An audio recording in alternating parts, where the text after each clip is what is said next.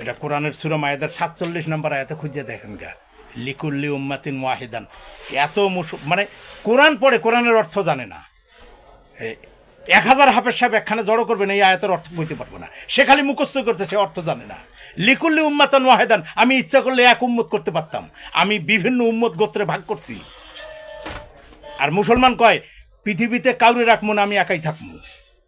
ভারতের উড়াইয়া দেবো, পাকিস্তান চিন্তা করে ওরে উড়াইয়া দেবো, আবার আমেরিকা চিন্তা করে এগো উড়াইয়া দেবো। এই যে উড়াউড়ির চিন্তা ভাবনা, এটা আল্লাহর না, এটা আমার হচ্ছে কি, আমার হচ্ছে হিংসক মনোভাবের বহিঃপ্রকাশ। আমি তারে উড়াতে যাবো কে? আল্লাহ আমাকে অধিকার দিয়েছে, যদি আমি কেউ বিপর্যয় সৃষ্টি করে ক্রুশেড করতে, তার সাথে আমাকে আল্লাহ হুকুম দিয়েছে। কিন্তু কোনো কিছুই নাই, আমি মব সৃষ্টি করে আমি মানুষ মারতেছি। এইটা হচ্ছে ইসলামের এটা এজেন্ডা না, কারণ সবাইরে আল্লাহ সৃষ্টি করছে। এই এজেন্ডা হয়েছে ওইটাই, যখন আমি একাই থাকবো, কেউ থাকবো না। মুসলমান ছাড়া কেউ জান্নাতে যাইব না, তার মানে জান্নাত খাখা করবো, পড়ে থাকবো। ইহুদি হচ্ছে পৃথিবীর মানে জনসংখ্যার ভিত্তিতে 1 নাম্বার। মুসলমান ছাড়া কেউ জান্নাতে যাইব না, তাহলে জান্নাতে যাইব কারা? ইহুদি, হিন্দু, বৌদ্ধ। তাহলে মুসলমান হয়েছে 200 কোটি প্রায়। 200 কোটি মুসলমান, এর মধ্যে অন্যায়কারী পাপিষ্ঠ আছে, সব জান্নাতে যাইব। আর পৃথিবীর 800 কোটি লোক হয়েছে জাহান্নামে যাইব। সংজ্ঞাই বোঝে নাই যে দেখতে মুসলমান, নামে মুসলমান, কামে হয়েছে ইহুদির চেয়ে খারাপ। আবার দেখতে ইহুদি, কামে হয়েছে মুসলমানের চরিত্র মুসলমানের চেয়ে ভালো। এটা আল্লামা ইকবাল বলে গেছে, সর হয়ে গেই দুনিয়া মে মুসলিম নাবুদ, হাম कहते কেহে ইসলাম মৌজুদ, তুম সৈয়দ भी है আফগান भी है, তুম পাতাতি মুসলমান भी है।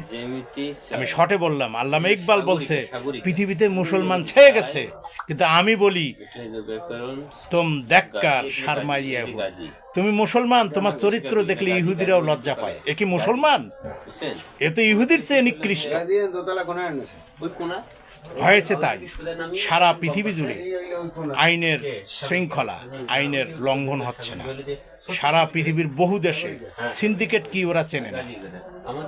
আমাদের দেশে আমরা সিন্ডিকেট করি, আমরা সবজির দাম বাড়াই, আমরা আলুদের দাম বাড়াই, আমরা পেঁয়াজের দাম বাড়াই। আমরা এত যে আমি শিল্প কোম্পানি 1000 কোটি টাকার ব্যবসা করি, আমার এখন মুড়ি বানান লাগবো, আমি এখন মুড়ি বানাই। আমি মুড়ি বানায় মুড়ি সিন্ডিকেটের মধ্যে ঢুকে গেছে।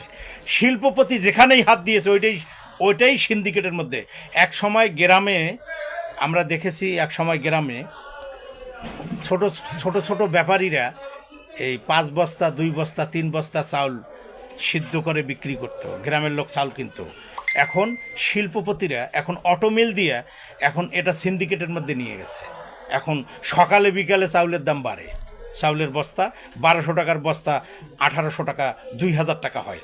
কে পায়? ওই শিল্পপতি, যার 1000 কোটি টাকার মালিক, সে টাকা পায়। আর এই যে গ্রামের খেটে খাওয়া গরিব মজুর, এরা বেশি দাম দিয়ে সেই জিনিস কেনে, যেটা আজ থেকে 20 বছর আগে, 25 বছর আগে যেটা কেউ কল্পনাও করতে পারে। এই হচ্ছে অবস্থা।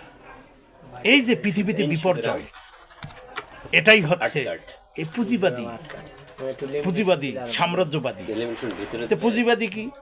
ওর মধ্যে দেখবেন যে ও সবার আগে নামাজে যায়, ও মসজিদ দিছে, মসজিদের মধ্যে ইমাম সাহেব রাখছে, ও তো কোটি টাকার মালিক, ও কোটি টাকা দিয়ে মসজিদ টাইলস টুলস করে মসজিদ দিছে, ও 5 ওয়াক্ত নামাজে ও সবার আগে কাতারে যায়, জুম্মার নামাজে সবার আগে কাতারে যায়, ও বাহাবা নেয়, ও মসজিদ করছে, ও জাকাত দিচ্ছে, সব বাহাবা নেয়। কিন্তু মানুষের পকেট কেটে ও টাকার পাহাড় জমাইছে।